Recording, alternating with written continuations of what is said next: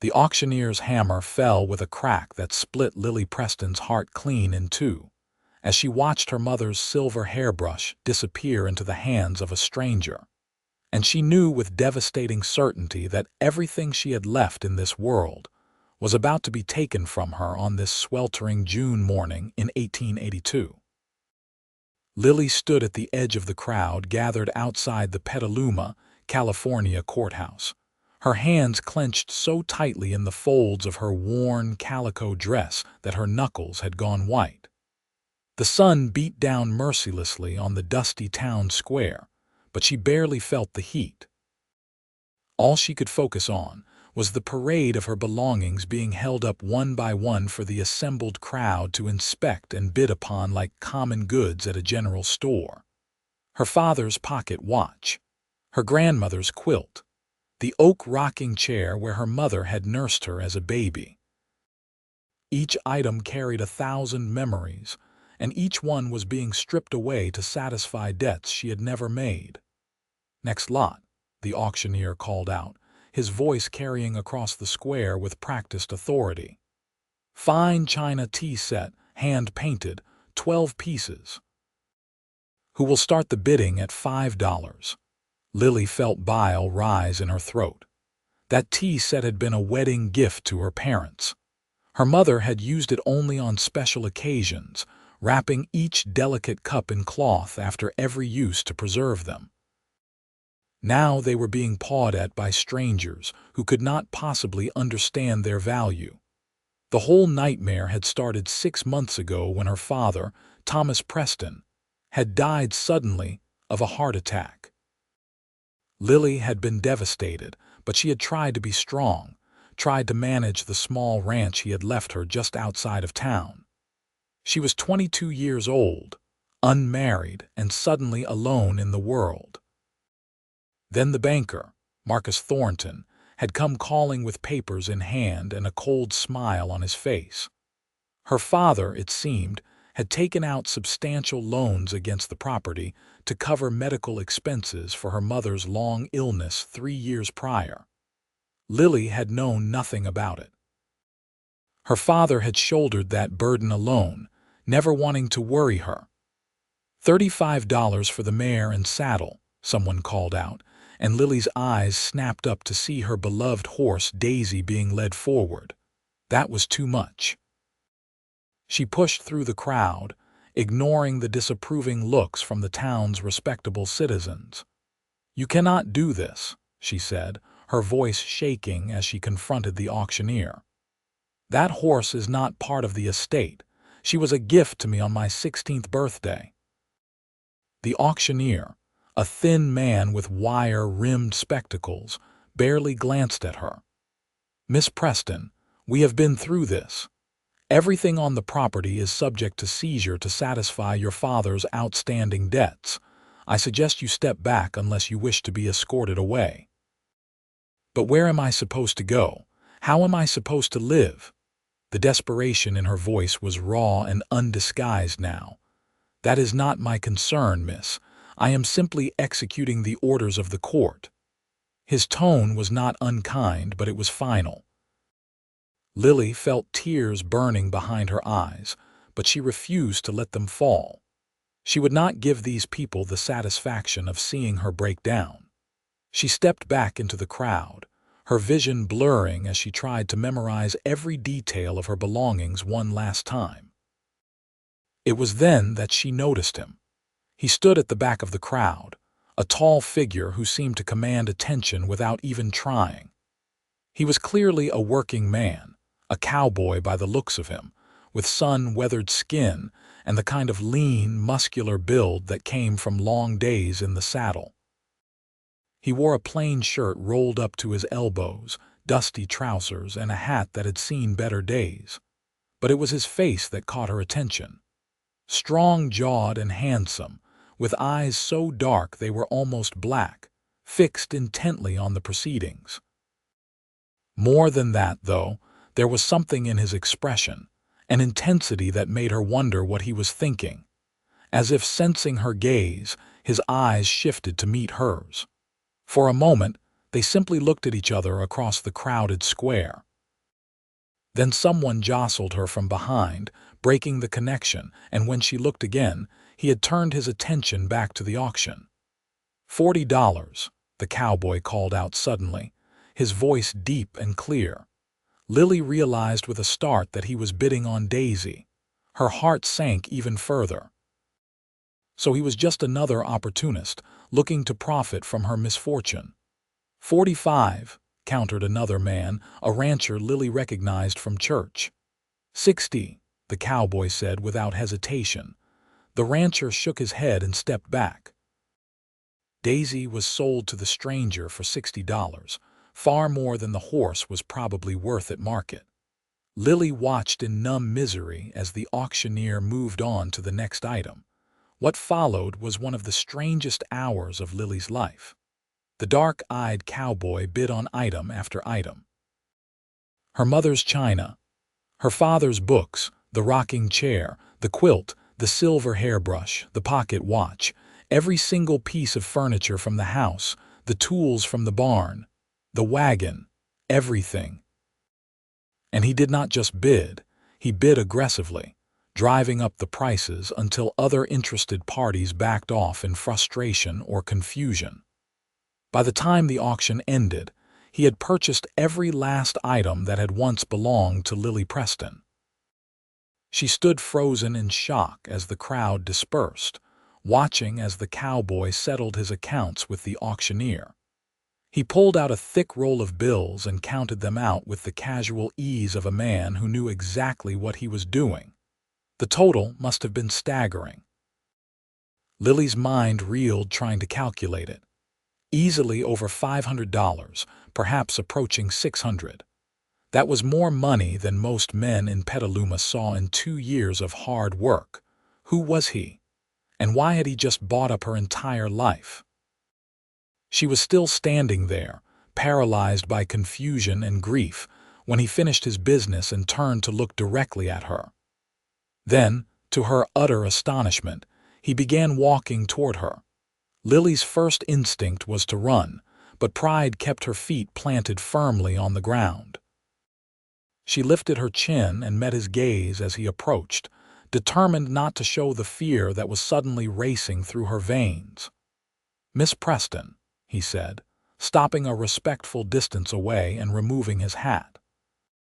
Up close, she could see that he was younger than she had first thought, perhaps only 27 or 28. His face bore the marks of sun and wind, but his eyes were kind, not cruel.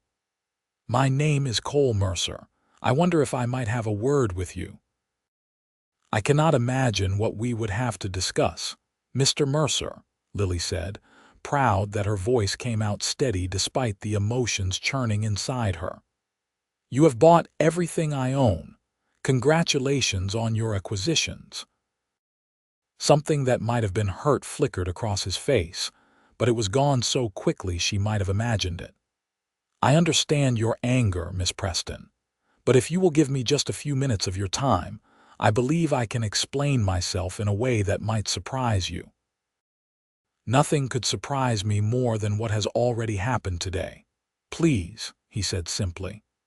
There was something in his voice, a quiet sincerity that made her pause. Against her better judgment, Lily nodded curtly. "Very well. You have 5 minutes, Mr. Mercer."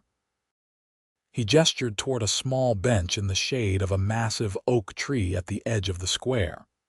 They walked over in silence, and Lily sat down stiffly, leaving plenty of space between them when he settled beside her. He turned his hat over in his hands, seemingly searching for the right words. "I knew your father," he said finally. "Not well, but we had dealings a few years back. I was working as a ranch hand for the Hoffman spread north of here, and your father sold us some cattle. He was a fair man, honest in his business. That stuck with me." Lily said nothing, waiting for him to continue. "When I heard about what happened to him, and then heard that his daughter was going to lose everything to pay his debts, it did not sit right with me. A man should not have to go into debt to save his wife's life, and his child should not suffer for his love." Cole's jaw tightened. The system that allows that is wrong, Miss Preston. Just plain wrong. That is a fine sentiment, Mr. Mercer, Lily said, some of the ice in her voice beginning to thaw despite herself. But it does not explain why you just spent a fortune buying up all my possessions. If you felt charitable, you could have simply given me the money to pay off the debts myself. I could have, he agreed. But the bank would have taken it all anyway. The amount I paid at auction, though, that goes towards settling what was owed. The items themselves, though, those belong to me now. Fair and square, purchased at a legal auction. Lily felt her chest tighten with disappointment. So he was going to keep everything after all. She should have known better than to hope. And what I choose to do with my legally purchased property, Cole continued, is my own business. No banker or judge can tell me otherwise. He reached into his shirt pocket and pulled out a folded piece of paper, which he held out to her. Lily took it hesitantly and unfolded it. Her eyes widened as she read the simple words written there in a clear, bold hand. I, Cole Mercer, do hereby transfer ownership of all items purchased at auction on this date, June 15, 1882, to Miss Lily Preston, free and clear, with no conditions or expectations attached. Signed, Cole Mercer. Lily read it twice, then looked up at him in complete bewilderment. I do not understand. You are giving everything back to me. Yes, madam. But why? You just spent hundreds of dollars. You do not even know me. Cole was quiet for a long moment, his dark eyes searching her face. My mother died when I was 14, he said softly. My father tried to keep our farm going, but he could not manage it alone. We lost everything. I watched strangers pick through our belongings, just like you did today. I watched my father's spirit break. He died 2 years later, and I have always believed it was from a broken heart more than anything else. He paused, swallowing hard. I could not save my father, Miss Preston, but I had the means to help you, so I did. It is as simple as that. Tears spilled down Lily's cheeks before she could stop them. She had been so determined to stay strong, but this unexpected kindness shattered the walls she had built around her emotions. I do not know what to say, she whispered. You do not have to say anything. Cole stood and placed his hat back on his head. Your belongings will be delivered to you. I took the liberty of arranging for them to be stored in the livery stable's back barn until you figure out where you want them taken. I paid for 2 months of storage, so you have time to make arrangements. Mr. Mercer, wait. Lily rose to her feet, the paper still clutched in her hand. How can I possibly repay you for this? I do not want repayment. I want you to have your mother's china and your father's watch and everything else that matters to you. That is enough for me. But surely there is something I can do. I cannot accept such generosity without offering something in return. Cole studied her for a moment, then a small smile tugged at the corner of his mouth. If you truly want to do something for me, Miss Preston, you could join me for supper sometime. I am new to Petaluma, and I do not know many folks in town yet. It would be nice to have company. Lily felt a blush creep up her cheeks. Was he asking to court her? Or was he simply being friendly? She could not tell, and the uncertainty made her nervous.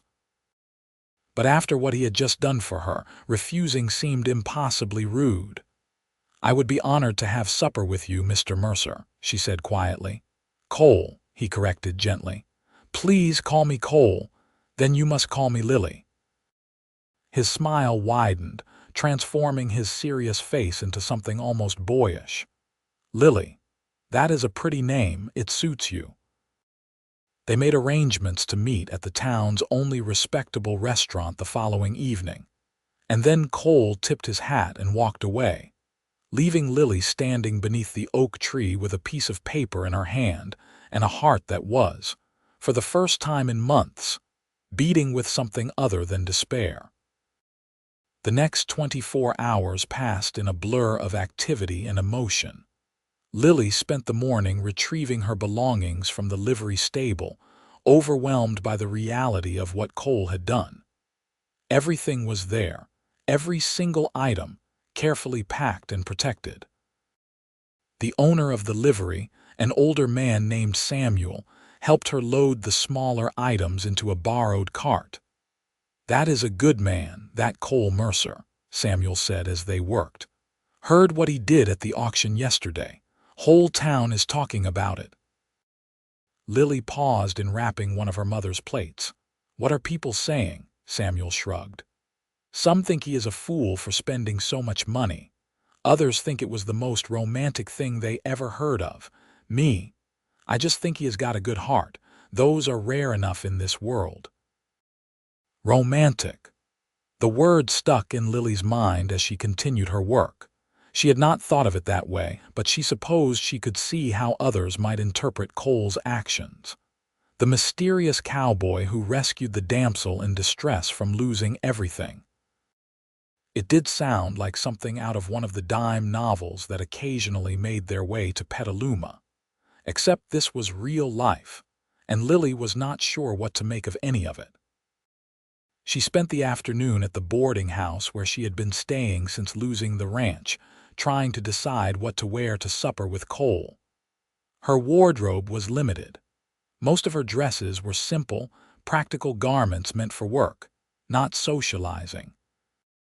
Finally, she settled on a light blue dress with a white collar that her mother had made for her 3 years ago. It was a bit out of style now, but it was the nicest thing she owned, and the color brought out her eyes. By the time she met Cole outside the restaurant that evening, her stomach was tied in knots of anxiety. She had not been on anything resembling a social call with a man in over a year, and certainly never under circumstances like these. Cole was waiting for her, cleaned up and dressed in what were obviously his best clothes. His dark hair was neatly combed back, and he had shaved, revealing the strong lines of his jaw. When he saw her, his face lit up with such genuine pleasure that some of Lily's nervousness melted away. "You look beautiful," he said simply, offering her his arm. "Thank you. You look very handsome yourself." They went inside, and Cole requested a table near the window, away from the bustle of the main dining area. The restaurant was modest but clean, with checkered tablecloths and the smell of roasting meat in the air. Once they were seated and had ordered their meals, an awkward silence descended. Lily fidgeted with her napkin, unsure how to begin a conversation with this man who had turned her life upside down in the span of a single day. Finally, she decided to simply ask the questions that had been burning in her mind. "Cole, yesterday you said you were new to Petaluma." "Where are you from originally?" "Kansas," he replied. "I grew up on a farm outside of Abilene. After my father died, I started drifting west, taking work where I could find it. I have been a ranch hand, a trail driver, worked construction on the railroad for a while. Just kept moving, I suppose." "What brought you to California?" He was quiet for a moment, his dark eyes distant. "I got tired of drifting. Started thinking maybe it was time to put down roots somewhere, build something of my own. California seemed like as good a place as any to start fresh. I arrived in Petaluma about a month ago, been staying in a room above the saloon and looking for opportunities." "And do you have much experience with opportunities?" Lily asked, then immediately winced at how forward the question sounded. But Cole just laughed, a warm, rich sound. "You want to know if I am a con man or a gambler, wondering where I got the money to buy up your belongings." Lily felt her cheeks heat. "I did not mean to imply anything improper. It is a fair question. The truth is, I have been saving every penny I earned for the past 10 years. I lived rough, slept under the stars more often than not, ate beans and hardtack and put away every spare dollar. I've got close to $2,000 saved up. What I spent yesterday was a good chunk of it, but not everything." He met her eyes steadily. "I earned it honest, Lily, every cent." $2,000. Lily could barely fathom such a sum. To save that much through sheer hard work and frugality spoke volumes about Cole's character and determination. "I believe you," she said softly, "and I am sorry if my question offended you. It did not. Like I said, it was fair to ask." Their food arrived then, and they spent a few minutes in companionable silence as they began to eat. "What about you?" Cole asked after a while. "What are your plans now? Are you staying in Petaluma?" Lily set down her fork, the question forcing her to confront the uncertain future she had been trying not to think about. "I do not know. I have been staying at the boarding house, but my funds are running very low. I have been looking for work, but there is not much available for a woman in a town this size. Mrs. Henderson, who runs the boarding house, has been kind, but I know she cannot let me stay indefinitely without payment." "What kind of work have you been looking for?" "Anything, really. I can sew, though not well enough to compete with the seamstress in town. I can cook and clean. I helped my father with the ranch work, so I know my way around horses and cattle, but no rancher is going to hire a woman for that kind of labor." The frustration in her voice was evident. "I am educated. My mother taught me to read and write and do sums. But the schoolteacher position is filled, and there is no other work that requires those skills." Cole was quiet, his brow furrowed in thought. "Have you considered starting your own business?" Lily almost laughed at the absurdity of the suggestion. "With what money? I have barely enough to pay for another week at the boarding house. But you have your belongings back now. You could sell some of them to raise capital." "Absolutely not." The words came out sharper than she intended. "I am sorry, Cole, but after what you did to return those things to me, I could never sell them. They mean too much." "I understand. I just wanted to make sure you knew it was an option." He paused, seeming to wrestle with something. "What if there was another way?" "What do you mean?" Cole leaned forward, his expression earnest. "I have been looking to invest my savings in some kind of business. I was thinking about land, maybe starting a small ranch or farm. But I do not know this area well, and I would need help getting started, someone who knows the local ranchers, the land, the markets." He paused. "You have all that knowledge, Lily. Your father was respected in this community and you grew up learning from him.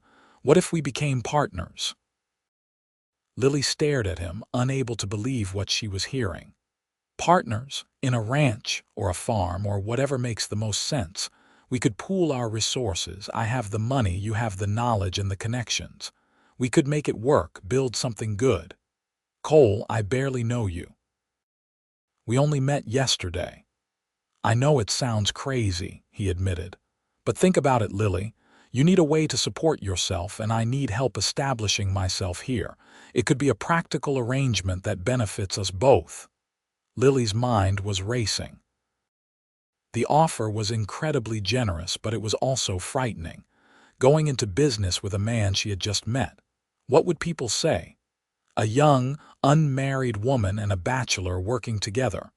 The scandal alone could ruin both their reputations. "People would talk," she said carefully. "A woman and a man in partnership, especially unmarried, it would cause gossip."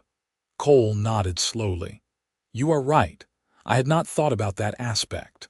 He was quiet for a moment, then added, "Unless we made it a completely legitimate business arrangement with a proper contract. We could have a lawyer draw up papers, make everything legal and above board. We could even have separate living quarters on the property, keep everything proper." It was tempting, dangerously so, but Lily was not naive. She knew how the world worked, how quickly reputations could be destroyed, especially for women. Still, what choice did she have? The alternative was to continue searching for work that did not exist, to slowly deplete what little money she had left until she had nothing. "Can I think about it?" she asked finally. "Of course. Take all the time you need." Cole sat back, and the intensity of the conversation seemed to ease. I did not mean to put pressure on you, Lily. I just wanted you to know the offer is there if you want it. They finished their meal talking about lighter topics.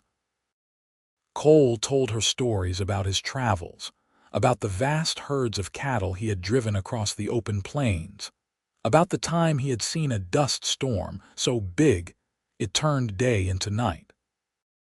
Lily found herself laughing more than she had in months, drawn in by his easy manner and the way his whole face changed when he smiled. By the time he walked her back to the boarding house, the sun had set, and the stars were beginning to appear in the darkening sky. They stood on the porch, neither quite ready to say goodbye. "Thank you for supper," Lily said. "And thank you again for everything you did. I still cannot quite believe it. You are very welcome. I am glad I could help." Cole hesitated, then added, "Would you like to see the property I have been considering? Maybe tomorrow. Even if you decide not to partner with me, I would value your opinion on whether it is worth pursuing." Lily knew she should be cautious, should take more time before getting further involved with this man. But something about Cole Mercer made her want to take the risk. Maybe it was the kindness he had shown her. Maybe it was the loneliness she saw in his eyes that matched her own. Maybe it was simply that she had nothing left to lose. "I would like that," she said. The smile that broke across his face made her heart skip a beat. The next morning dawned clear and warm, and Lily found herself actually excited as she prepared to meet Cole. She borrowed a horse from Samuel at the livery, promising to return it by evening, and met Cole at the edge of town just after breakfast. They rode north together, following a well-worn trail that wound through rolling hills dotted with oak trees. Cole was relaxed in the saddle, moving with the easy grace of a man who had spent most of his life on horseback. They talked as they rode, and Lily found herself opening up to him in ways she had not expected. She told him about her childhood on the ranch, about helping her father with the cattle and learning to ride almost before she could walk. She told him about her mother's illness, the long months of watching her waste away, and the complicated grief of being relieved when the suffering finally ended. She even told him about the loneliness of the past 6 months, the feeling of being completely adrift in the world. Cole listened without judgment, occasionally asking questions but mostly just letting her talk. There was something deeply comforting about his presence, a steadiness that made her feel safe. After about an hour of riding, they crested a hill and Cole pointed down into the valley below. "There. That is the property." Lily caught her breath. The land stretched out before them in a beautiful patchwork of meadows and groves. A stream ran through the heart of it, glinting silver in the morning sun. She could see the remains of an old cabin near the water and what looked like the skeleton of a barn. "It is 160 acres, Cole explained as they rode down into the valley. "The previous owner died without heirs, and the bank is selling it off to settle the estate. They are asking $300, which is a steal for this much land with water rights." Lily could not argue with that assessment. The property was beautiful and practical. The stream meant they would never have to worry about water for livestock or crops. The meadows would be perfect for grazing, and the tree groves would provide timber for building and firewood for winter. They dismounted near the ruined cabin and walked the property for the next few hours. Cole had a good eye for land, Lily had to admit. He pointed out things she might have missed, like the way the ground sloped to provide natural drainage and the southern exposure that would make certain areas ideal for planting. "What happened to the buildings?" Lily asked as they examined the collapsed cabin. "Fire, according to the banker. A couple of years back. The owner was too old to rebuild and he just sort of gave up. He died last winter." It was sad, but Lily could see the potential. The stone foundation of the cabin was still solid and the barn could be rebuilt. With hard work and some investment, this place could become a thriving ranch. "What do you think?" Cole asked as they sat on a fallen log by the stream, letting the horses drink. Lily was quiet, watching the water flow over the smooth stones. She was thinking about her father, about how proud he had been of his own land. She was thinking about her mother, about the dreams they had all shared of building something lasting, something to pass down to future generations. And she was thinking about the man sitting beside her, this stranger who had shown her more kindness in 2 days than most people showed in a lifetime. "I think it is perfect," she said finally. "I think with the right work and the right plan, you could build something really special here." Cole corrected softly. "We could build something special here, if you decide to be my partner." Lily turned to look at him. In the dappled sunlight filtering through the trees, his dark eyes were warm and hopeful. She realized with a start that this was not just about business for him. He genuinely wanted her to be part of this, wanted her input and her presence. The thought should have frightened her, but instead it filled her with a cautious hope. "I have a condition," she said slowly. "If we are going to do this, I want everything in writing. I want a contract that spells out exactly what each of our responsibilities will be, how profits will be shared, what happens if one of us wants to leave the partnership. Everything legal and proper." Cole nodded immediately. "Absolutely. We will go to a lawyer in town this week and have papers drawn up, whatever makes you feel secure. And separate living arrangements," Lily continued. "We will need to build 2 separate structures on the property. I will not have people thinking there is anything improper going on. Of course. We can rebuild the cabin for you and construct a smaller bunkhouse for me on the other side of the property, or vice versa, whatever you prefer." Lily took a deep breath. She was about to make a decision that would change the entire course of her life, throwing her lot in with a man she had known for less than 48 hours. It was reckless and impulsive and completely unlike her usual careful nature. But what choice did she have? More than that, what did she want? As she sat there by the stream, listening to the birds singing in the trees and feeling the warm sun on her face, Lily realized that she wanted this. She wanted the chance to build something of her own, to have a purpose again. And if she was honest with herself, she wanted to get to know Cole Mercer better, to see if the connection she felt forming between them was real or just a product of her vulnerable emotional state. "All right," she said, turning to face him fully. "I will do it. I will be your partner." The joy that lit up Cole's face was all the confirmation she needed that she had made the right choice. The next several weeks passed in a whirlwind of activity. Cole purchased the property, and they spent long hours with a lawyer in town drawing up partnership papers that protected both their interests. True to his word, Cole made sure everything was legally sound and fair. Their agreement specified that they each owned 50% of the property and business, that all major decisions had to be made jointly, and that either party could dissolve the partnership with 6 months' notice and receive their fair share of the assets. With the legal matters settled, they turned their attention to the physical work of making the property livable and functional.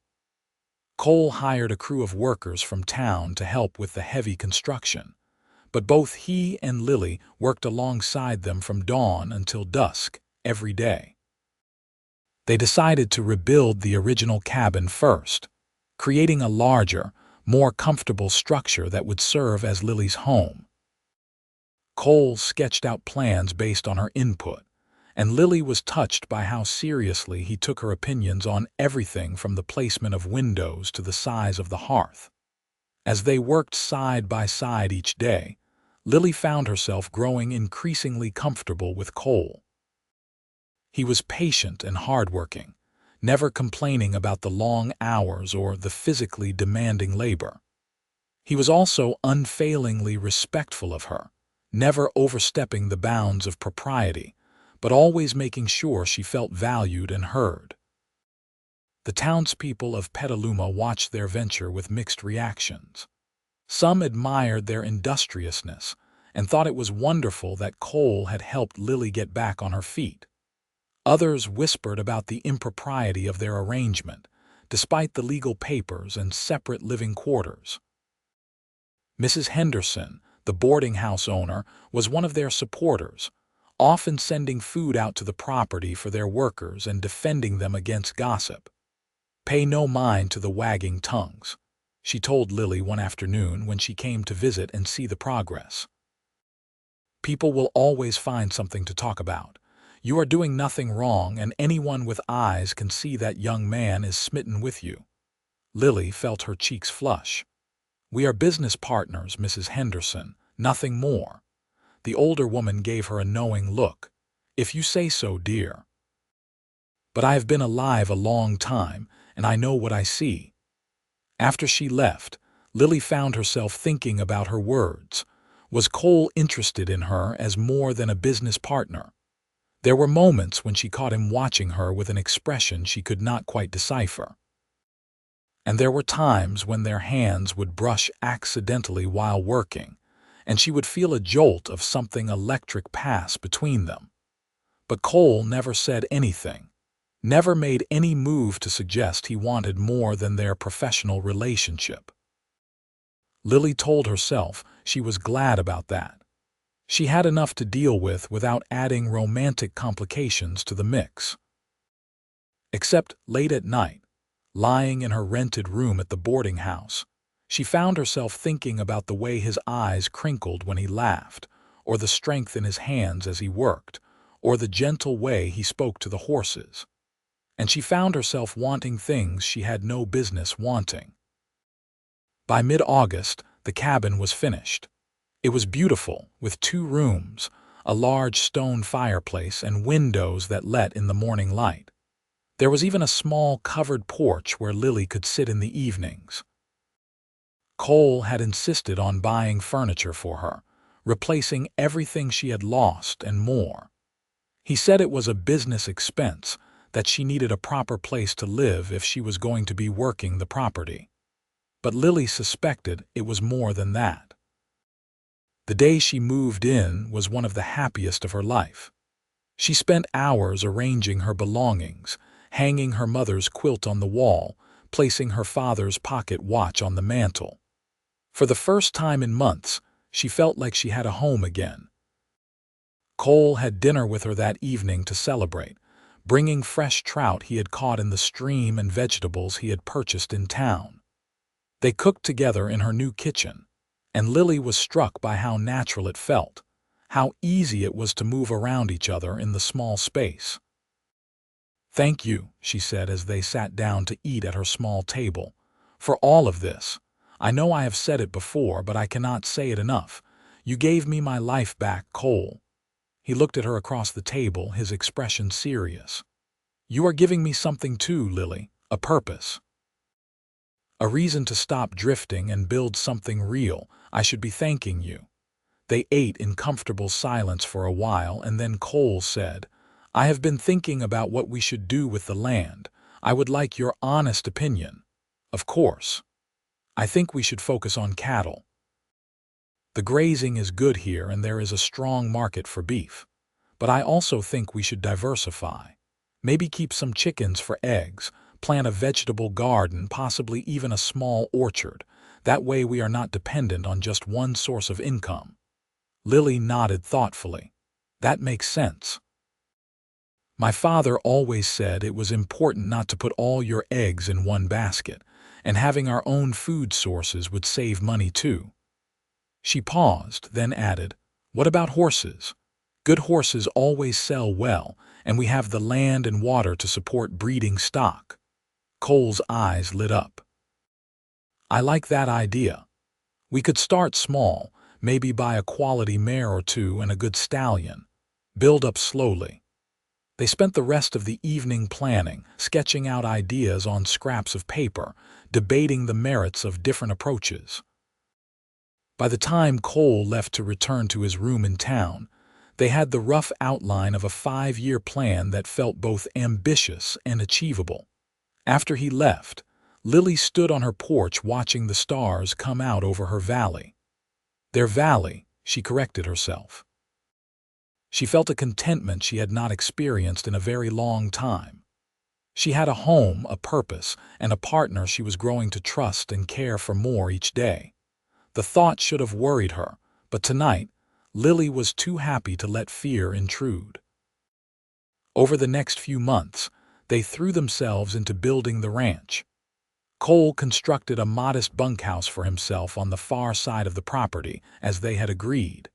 It was basic but functional, with a single room, a small stove, and a bed. He spent very little time there, working from sunup to sundown every day.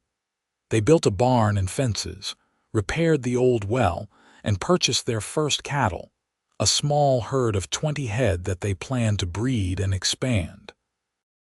Cole proved to have excellent instincts for the work, and Lily's knowledge of the local ranching community helped them get fair prices and good advice from experienced hands.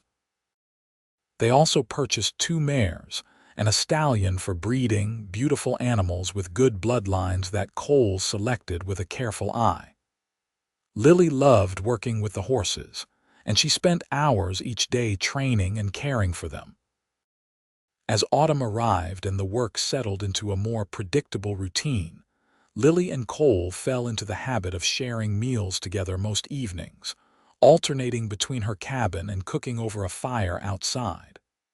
These dinners were the highlight of Lily's day.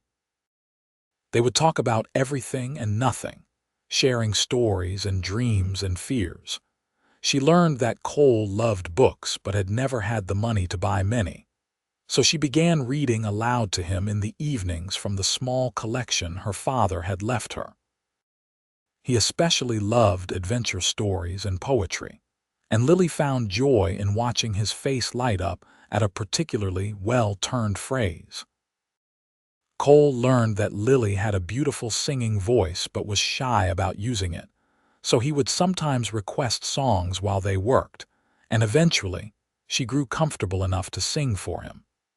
It was during one of these evenings in late September that everything changed. They were sitting by the fire after dinner, the air crisp with the first hints of coming winter. Lily had been reading from a book of poems, but she had set it aside, and now they were just sitting in comfortable silence, watching the flames dance. "Lily," Cole said suddenly, his voice uncharacteristically hesitant, "can I ask you something?" "Of course." He was quiet for a long moment, staring into the fire. "Do you ever wonder what it would be like if we were more than just business partners?" Lily's heart began to pound. She had known this moment might come, had thought about it countless times, but now that it was here, she did not know what to say. "I know I have no right to ask," Cole continued, still not looking at her. "You have been through so much, and I do not want to take advantage of your situation or make you feel uncomfortable. But I have to be honest with you. These past few months, working alongside you, getting to know you, I have developed feelings for you. Strong feelings." "Cole," Lily whispered, but he held up a hand. "Please let me finish. I'm not asking for anything. I just needed you to know. If you do not feel the same way, we can forget I ever said anything and go on as we have been. Our partnership is important to me, and I would never do anything to jeopardize it. But if there is any chance that you might feel even a fraction of what I feel for you, then I had to tell you. Because pretending I only think of you as a business partner is getting harder every single day." Lily's throat was tight with emotion. She had been so afraid to acknowledge her own feelings, terrified of what it might mean, of how it could complicate their arrangement. But hearing Cole's honest confession gave her courage. "I think about it all the time," she admitted softly. "I tell myself I should not, that it is too soon, that I am too vulnerable. But the truth is, Cole, I care for you. More than I should, more than I plan to. You have been so good to me, so patient and kind and respectful. How could I not develop feelings for you?" Now Cole did look at her, his dark eyes intense in the firelight. "Do you mean that?" "Yes." The word was barely a whisper, but it seemed to echo in the quiet night. Cole moved closer to her on the log where they sat, close enough that she could feel the warmth of his body. "Lily Preston, would you allow me to court you? Properly, the way you deserve to be courted." Tears pricked at Lily's eyes, but they were happy tears. "Yes," she said. "Yes, I would like that very much." He reached out slowly, giving her time to pull away if she wanted, and took her hand in his. His palm was rough with calluses, his grip strong but gentle. "I promise I will do right by you," he said.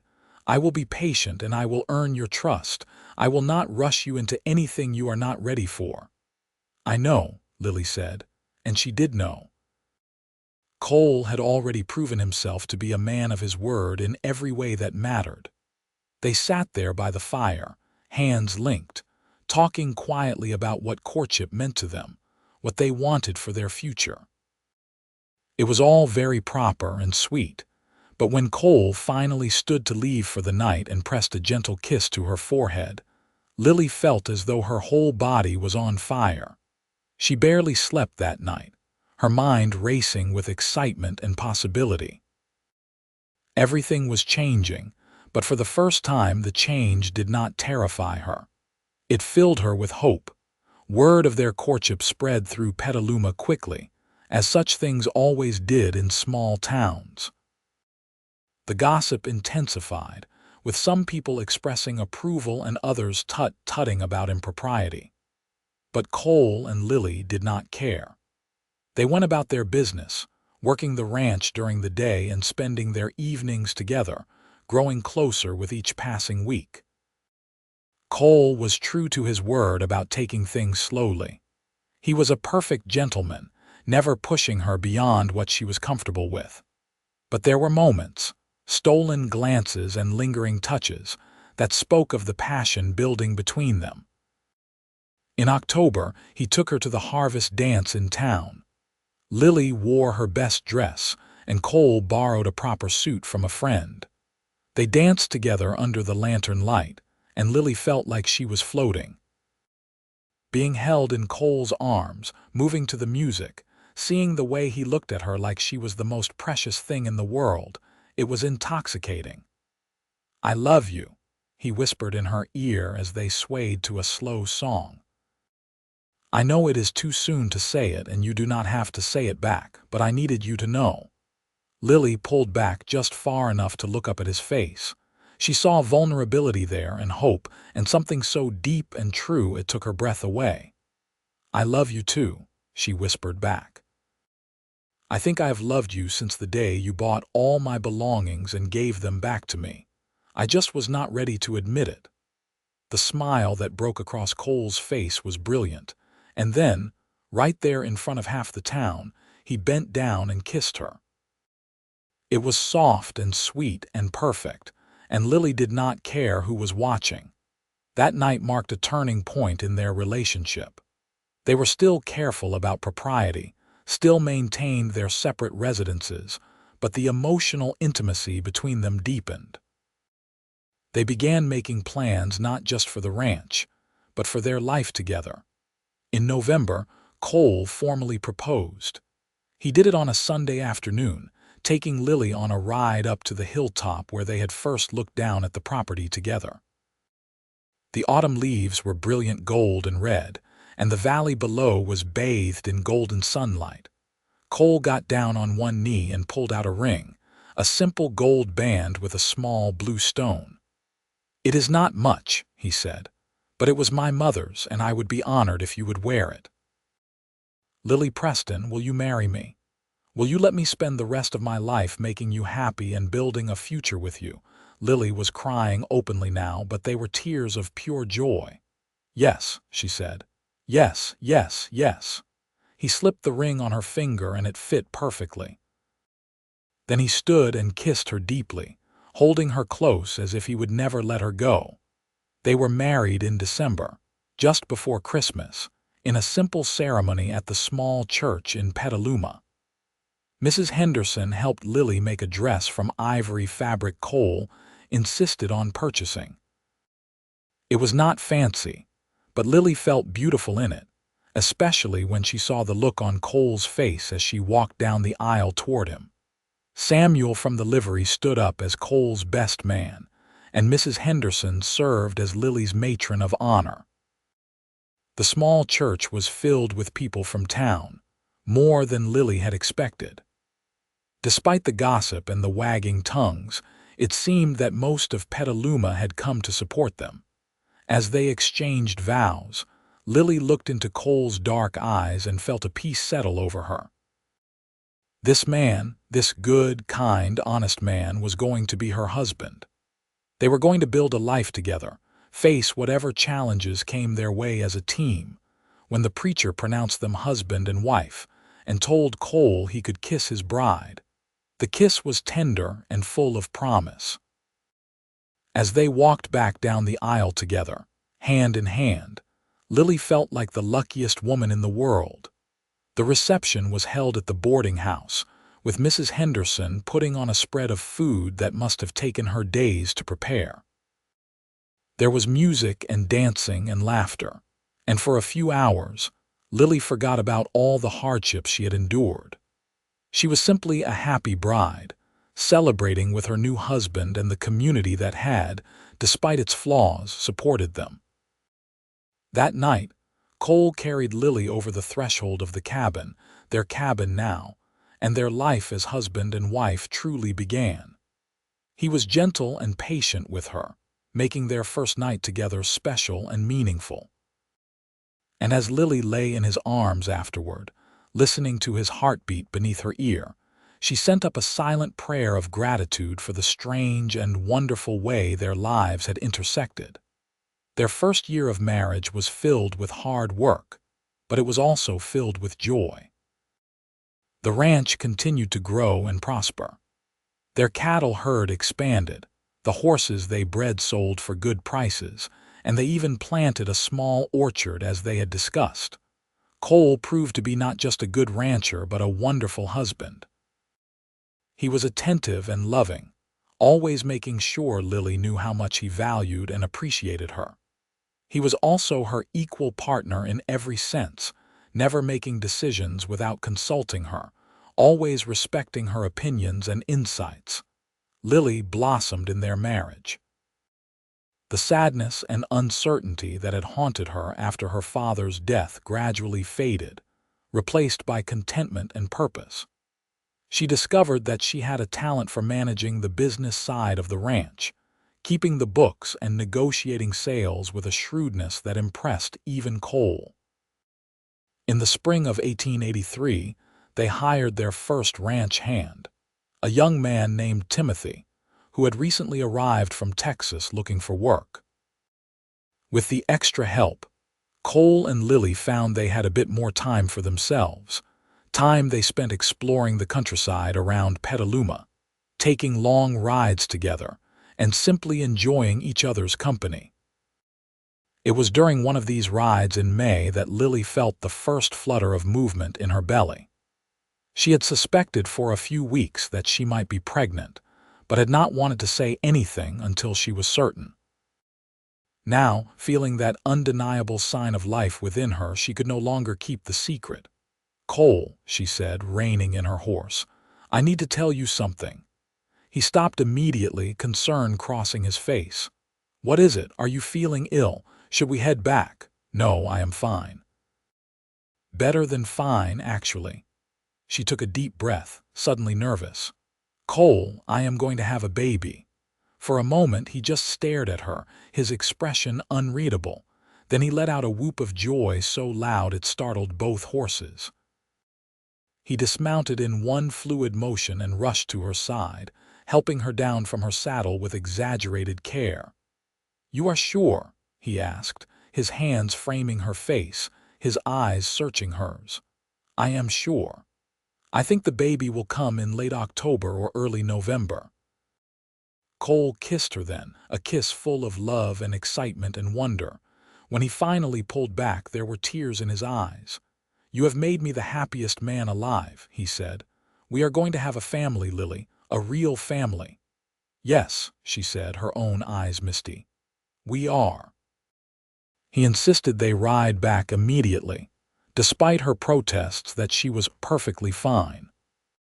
He fussed over her for the rest of the day, trying to prevent her from doing any heavy work, until Lily finally had to put her foot down and remind him that pregnant women had been working for thousands of years without any problems. But his excitement and protectiveness were endearing, and Lily felt her love for him grow even deeper. She had not known it was possible to love someone as much as she loved Cole Mercer. The pregnancy progressed smoothly through the summer. Lily continued to work the ranch, though Cole and Timothy insisted on taking over the heavier tasks. As her belly grew, she found herself spending more time on the business management side of things, which suited her well. In August, they received unexpected news. The property adjacent to theirs, another 100 acres, was coming up for sale. Cole wanted to buy it immediately, seeing it as an opportunity to expand their operation. But Lily urged caution. "We should not overextend ourselves," she argued one evening as they discussed the matter. "We have a baby coming, and that will bring new expenses.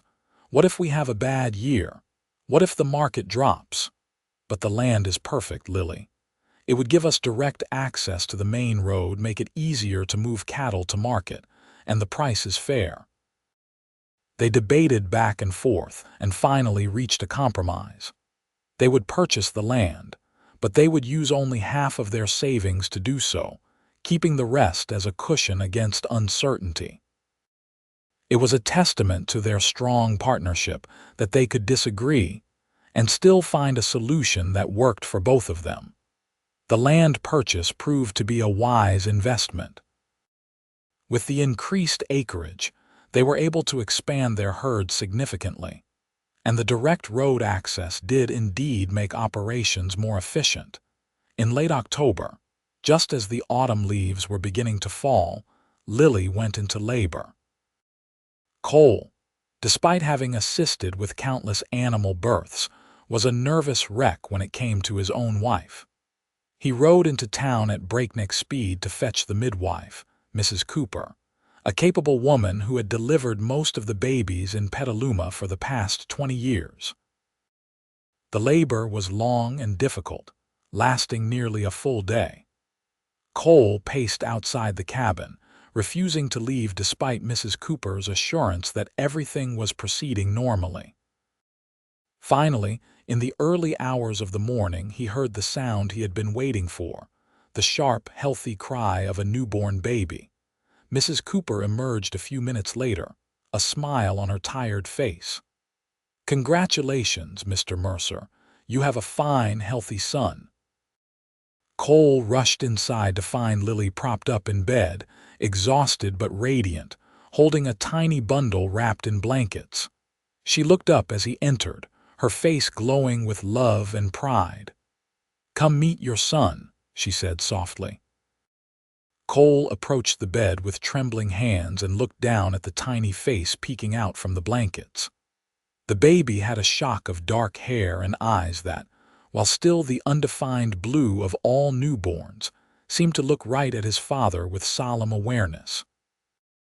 "He is perfect," Cole whispered, his voice choked with emotion. "You are amazing, Lily. Absolutely amazing. Do you want to hold him?" Cole took the baby carefully, cradling him against his chest with the gentle strength that Lily had come to associate with everything her husband did. She watched as tears streamed down Cole's face, watched as he fell completely in love with their son in that instant. "What should we name him?" Cole asked. They had discussed names throughout the pregnancy, but had not settled on anything definite. Now, looking at her husband holding their child, Lily knew exactly what she wanted. "Thomas," she said, "after my father, Thomas Cole Mercer." Cole looked up at her, his eyes shining. "That is perfect. Hello, Thomas. Welcome to the world, son." The baby yawned, a tiny sound that made both his parents laugh through their tears. Little Thomas was a good baby, healthy and strong. He had his father's dark coloring and his mother's delicate features. Cole doted on him completely, spending every spare moment holding him, talking to him, marveling at every sound and movement. Lily recovered quickly from the birth, and by the time winter set in, she was back to managing the ranch business, though she did spend much of her time with the baby. They hired a young woman from town, Emma, to help with the housework and cooking, which freed Lily up to focus on Thomas and the ranch accounts. Their second Christmas as a married couple was magical. They decorated the cabin with pine boughs and holly, and Cole carved a small wooden horse for Thomas, even though the baby was far too young to play with it yet. They exchanged simple gifts: a new pair of work gloves for Cole, a beautiful shawl for Lily, but the real gift was simply being together as a family. As they sat by the fire on Christmas Eve, Thomas asleep in his cradle, Cole and Lily reflected on how much their lives had changed in the 18 months since that auction in the town square. "You ever regret it?" Lily asked, her head resting on Cole's shoulder. "Spending so much money to help me that day." Cole was quiet for a moment, his arm tightening around her. "That was the best money I ever spent," he said finally. "I did not just buy back your belongings that day, Lily. I found my future. I found you. I still cannot believe how lucky I was that you were there that day. Luck had nothing to do with it. It was meant to be. We were meant to be." Lily tilted her head up to kiss him softly. "I love you, Cole Mercer. I love you too, Lily Mercer, more than words can say." The years that followed were good ones. The ranch continued to prosper, becoming one of the most successful operations in the Petaluma area. Cole's reputation as a fair and skilled rancher grew, and Lily's business acumen earned respect even from men who had initially dismissed her because of her gender. Thomas grew into a bright, curious toddler with his father's adventurous spirit and his mother's quick mind.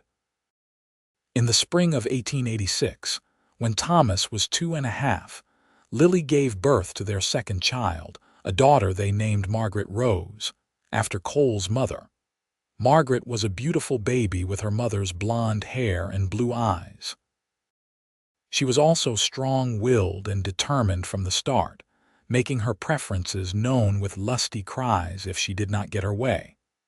Cole loved her completely, proving himself to be just as devoted a father to his daughter as he was to his son. With 2 children and a growing ranch, life was busy but fulfilling. They had expanded their operation again, now running nearly 200 head of cattle and a dozen breeding horses. They had also built a proper ranch house to replace the original cabin, a spacious home with room for their growing family and the hired hands who now worked for them year-round. The original cabin, where they had started their married life, was converted into a guest house. Lily insisted on keeping it, wanting to preserve the place where she had first felt truly at home again after losing everything. In the summer of 1888, they received a visit from an unexpected source. A man in a fine suit arrived at the ranch one afternoon, introducing himself as a representative of the California Cattlemen's Association. He had heard about their successful operation and wanted to offer Cole a position on the association's board of directors. Cole was flattered but uncertain. The position would require him to travel to Sacramento several times a year for meetings, and he was reluctant to be away from his family. But Lily encouraged him to accept. "You have worked so hard to build this ranch," she said. "You deserve recognition for what you have accomplished. And I am perfectly capable of managing things here while you are gone for a few days at a time." Cole knew she was right. With Timothy, who had become their foreman, and the other ranch hands they had hired, the operation could certainly run smoothly in his absence. And the position would give them valuable connections and influence in the cattle industry.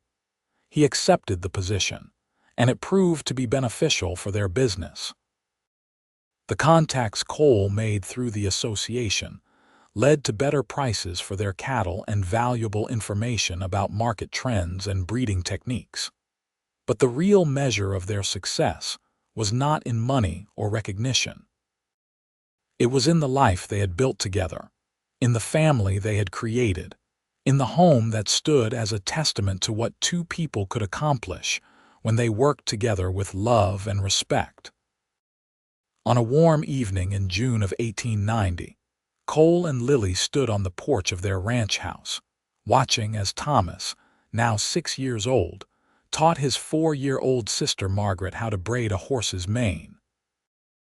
Their third child, a son they had named William, was asleep in Lily's arms, just 3 months old with a full head of blonde hair like his mother. "Can you believe it has been 8 years since that auction?" Cole said, his arm around Lily's waist. 8 years, Lily repeated wonderingly. "It feels like a lifetime ago and like yesterday all at once. Do you ever think about what would have happened if I had not been there that day? If someone else had bought your belongings?" Lily leaned into him, careful not to jostle the sleeping baby. "I try not to think about that. It is too frightening. You saved me, Cole, in every way a person can be saved." "We saved each other," Cole corrected gently. "I was drifting before I met you, no purpose, no direction. You gave me a reason to build something permanent, something meaningful." They stood in comfortable silence, watching their children play as the sun began to set over the valley. The same valley where Cole had brought Lily all those years ago to show her a dream of what could be. Now that dream was real, solid, and thriving all around them. "I have been thinking," Lily said after a while. "When Thomas gets a bit older, maybe we should tell him the story of how we met, the whole story, including the auction." "Why would we tell him about that?" Cole asked, surprised. "It was such a dark time for you." "Because it is part of our story," Lily explained.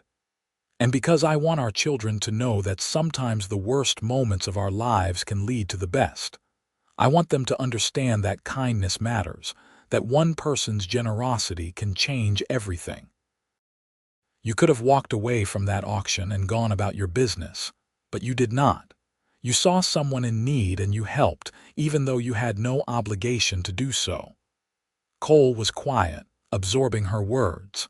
"I suppose when you put it that way, it is a story worth telling." "It is the story worth telling," Lily said firmly. "It is our story, Cole, and it is a good one." Thomas came running up to the porch at that moment, Margaret close behind. "Papa, Mama, did you see? I taught Maggie how to braid just like you taught me. We saw, son." "You did a fine job," Cole said, ruffling his boy's dark hair. "Can we have cookies now, please?" Margaret asked, her blue eyes wide with hope. Lily laughed. "Yes, you may each have one cookie before supper, but then you need to go wash up." The children ran inside, their excited chatter fading as they headed for the kitchen where Emma would be preparing the evening meal. Cole took the opportunity to kiss his wife properly, a long, sweet kiss that spoke of years of love and partnership. "Thank you," he whispered against her lips. "For what?" "For saying yes. For taking a chance on a stranger. For building this life with me. For everything." Lily smiled, her eyes shining with unshed tears of happiness. "Thank you for seeing me that day, really seeing me. Thank you for caring enough to help. Thank you for loving me." "Always," Cole promised. "I will always love you, Lily Mercer, until my last breath." As they stood there on the porch, their baby son sleeping peacefully in Lily's arms, the sounds of their older children's laughter drifting out from the house, and the ranch they had built together spreading out before them in the golden evening light, both of them knew that they had found something precious and rare. They had found home. They had found purpose. They had found love, and it had all started with a simple act of kindness on a hot June day in 1882, when a cowboy with a good heart had seen a woman losing everything and had decided to give it all back. Their story was not just about an auction or debts or belongings. It was about two people who had found each other at exactly the right moment, who had chosen to build something together rather than face the world alone. It was about partnership and respect, about kindness and generosity, about love that grew from shared work and mutual admiration into something deep and enduring. As the years continued to pass, Cole and Lily's ranch became legendary in Petaluma and the surrounding areas. But to them, the real success was not measured in acres or cattle or money. It was measured in moments. Thomas's first day of school, Margaret's fearless attempts to ride the biggest horse on the ranch, William's first steps. It was measured in quiet evenings on the porch, in laughter around the dinner table, in the comfortable silence of two people who knew each other so well that words were often unnecessary. In 1895, when Thomas was 12 years old and beginning to take on real responsibilities around the ranch, Cole finally told him the full story of how he had met his mother. They were out riding the fence line together, checking for damage after a storm, when Thomas asked a question that had apparently been on his mind for some time. "Papa, how did you know Mama was the right woman for you?" Cole was quiet for a long moment, thinking about how to answer. "I suppose I knew from the very first moment I saw her," he said finally. "But let me tell you a story, son, and maybe that will answer your question better than any simple explanation could." And so he told Thomas about the auction, about seeing Lily standing in the crowd with her heart breaking as her belongings were sold off one by one. He told him about the decision to buy everything, about giving it all back, about the partnership that had grown into courtship and then into marriage. Thomas listened with wide eyes, occasionally asking questions, clearly fascinated by this glimpse into his parents' past. When Cole finished, the boy was quiet for a while, processing everything he had heard. "That was really brave, Papa," he said finally. "Spending all that money to help someone you did not even know." "It was not brave," Cole corrected gently. "It was just the right thing to do. Your mother needed help, and I had the means to provide it." The brave part was what she did, accepting help from a stranger and taking a chance on building something new. "Do you think I will find someone like Mama someday?" Cole smiled at his son. "I think if you grow up to be a man of integrity, if you treat people with kindness and respect, if you are willing to work hard and be a true partner, then yes, you will find someone special. And when you do, you will know, just like I knew with your mama." That evening, Cole recounted his conversation with Thomas to Lily as they got ready for bed.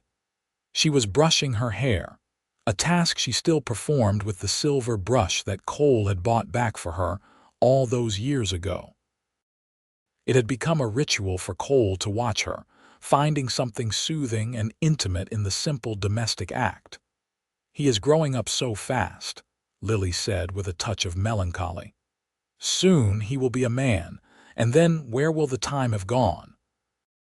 "We still have years before that happens," Cole assured her, coming to stand behind her. He took the brush from her hands and began gently brushing her hair himself, something he had done countless times over their years of marriage.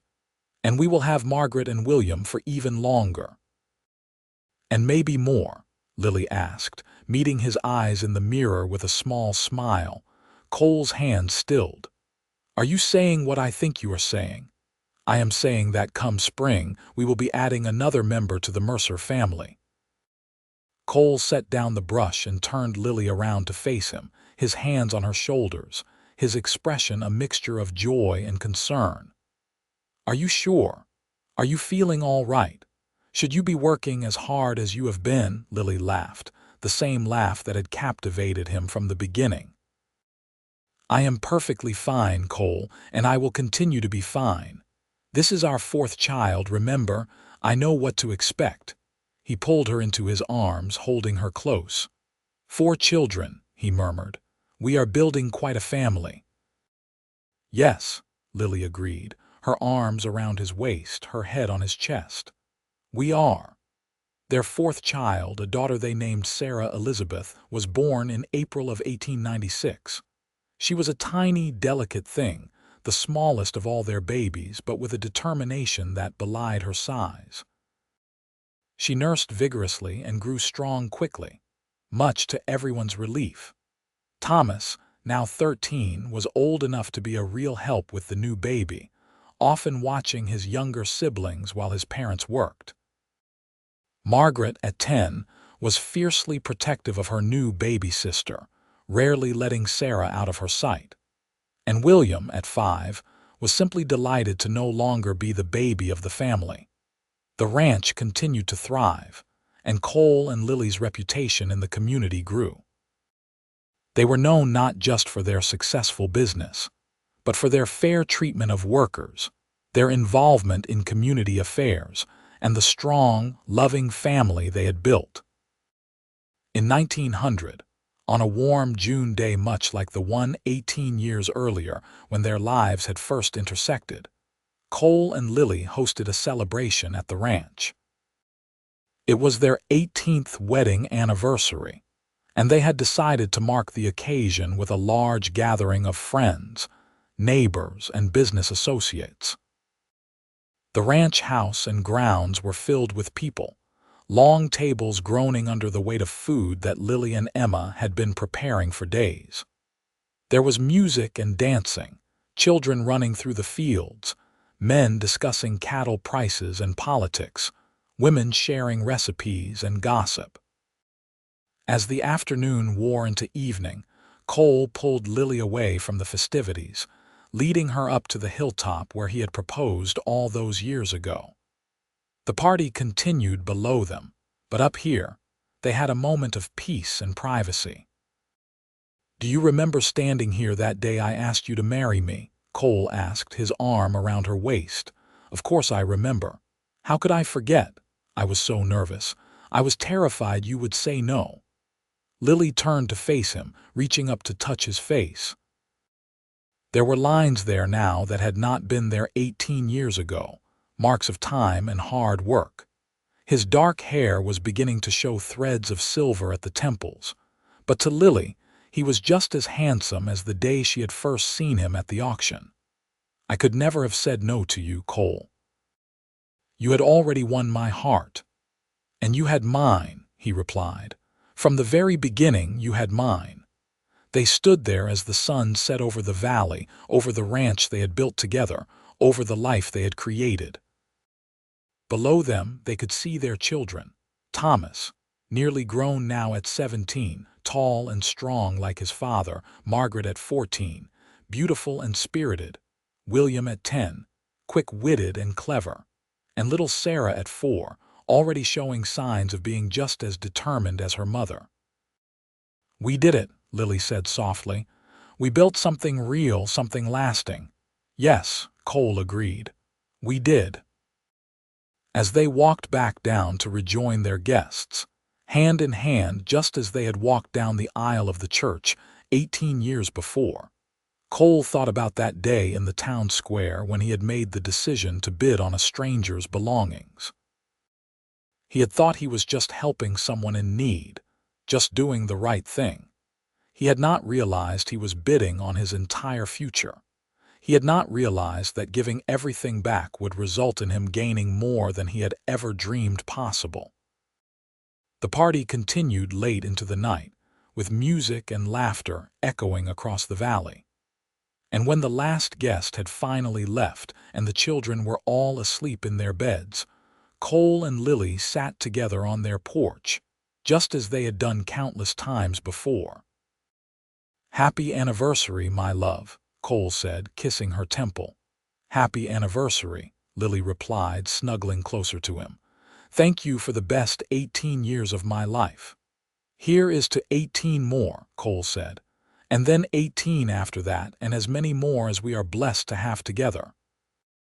Always together, Lily agreed. From that first day until the last, the years rolled on, bringing both joys and sorrows as all lives do. They lost friends and gained grandchildren. They weathered drought years and boom years. They watched their children grow and start families of their own.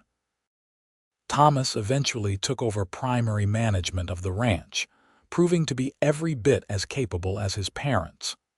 Margaret married a schoolteacher from San Francisco and moved to the city, though she visited often with her own children. William studied law and opened a practice in Petaluma, while Sarah, their youngest, inherited her parents' love of ranching and stayed on the property to work alongside Thomas. Through it all, Cole and Lily remained each other's constant companion and greatest supporter. Their love, which had begun with an act of kindness and grown through shared work and mutual respect, only deepened with time. They grew old together gracefully, their hair turning silver, their steps slowing, but their devotion to each other never wavering. On a crisp autumn morning in 1920, Cole and Lily celebrated their 38th wedding anniversary. They were both in their 60s now, grandparents many times over, with a legacy that extended far beyond the successful ranch that bore their name. They walked together through the property, Cole's hand firm in Lily's, visiting all the places that held special meaning for them.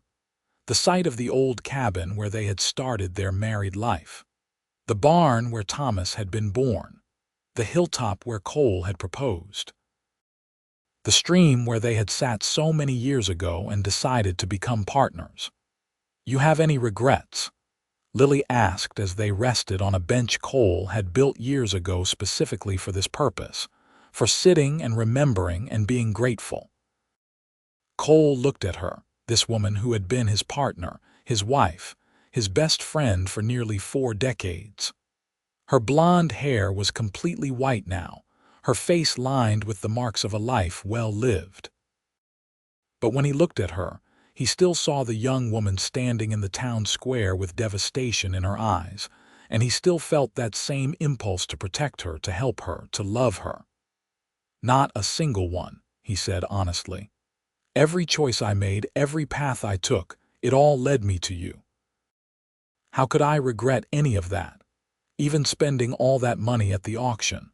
She teased, the same question she had asked him so many times over the years. "Especially that," Cole replied, pulling her close. "Best investment I ever made." They sat in comfortable silence, watching the sun move across the sky, listening to the sounds of the ranch, their ranch, the place where they had built their life together. "I love you, Cole Mercer," Lily said, just as she had said countless times before. "I love you, Lily Mercer," he replied, just as he always had. "Today, tomorrow, and always." And there, in the golden afternoon light of a perfect autumn day, surrounded by the physical manifestation of their love and hard work, 2 souls who had found each other in the midst of loss and hardship continued to write their story. A story that had started with an auction, with a cowboy's kind heart, with a simple act of giving back what had been taken. But it had become so much more than that. It had become a testament to the power of love, the strength of partnership, and the beautiful things that can grow when 2 people choose to build something together. Their children and grandchildren would tell their story for generations, the romantic tale of the cowboy who bought everything at an auction and gave it all back to the woman who would become his wife. But for Cole and Lily, the real romance was not in that single grand gesture. It was in the thousands of small moments that followed, the shared work, the quiet conversations, the mutual support through good times and bad, the choice to love each other fully and completely every single day. As the sun began to set over the valley that had been their home for so many years, Cole and Lily rose from their bench and walked hand in hand back to the house, where their family was gathering for the anniversary dinner Sarah had insisted on organizing. The house would soon be filled with the laughter of children and grandchildren, with the warmth of family and the joy of celebration. But in that moment, it was just the two of them, walking together as they had done for 38 years, as they would continue to do for whatever time remained to them. Partners, lovers, friends, bound together by choices made and promises kept, by hard work and deep love, by a story that had started with loss and bloomed into a lifetime of happiness.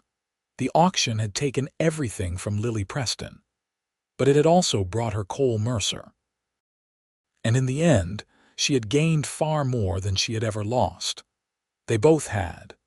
That was the real story, the one that mattered. Not the dramatic gesture of a cowboy buying up a woman's belongings, though that made for a good tale. The real story was what came after. The choice to build something together, the commitment to love through all seasons, the beautiful, ordinary, extraordinary life they had created. And as the last light of day faded and the first stars appeared in the California sky, Cole and Lily Mercer entered their home surrounded by the family they had made together, living proof that sometimes the worst days can lead to the best lives, that kindness is never wasted, and that true love, when nurtured with respect and partnership, can last a lifetime and beyond. Their story had started in heartbreak, but it had ended as all the best stories do, in joy, in love, and in the profound satisfaction of a life well lived together. From the auction in Petaluma's town square to this moment, decades later, Cole and Lily had written their own happily ever after, one day at a time, one choice at a time, one loving moment at a time, and it was perfect.